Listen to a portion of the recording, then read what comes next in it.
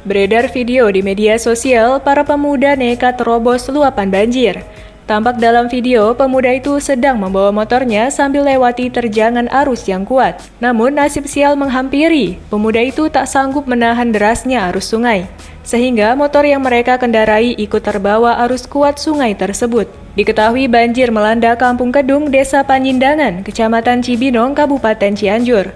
Kejadian itu terjadi pada Minggu 2 Oktober 2022, sekitar pukul 17.30 waktu Indonesia Barat. Sungai tersebut merupakan akses jalan menuju Nyalindung dan Ciburial.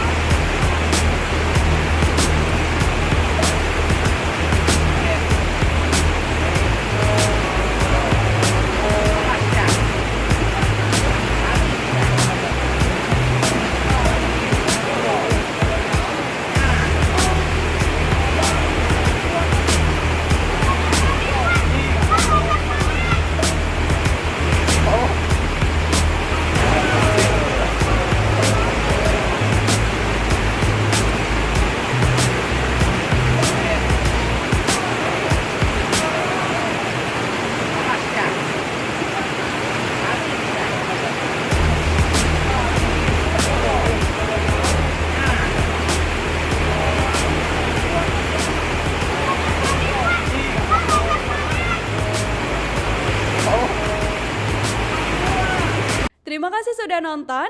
Jangan lupa like, subscribe, dan share ya.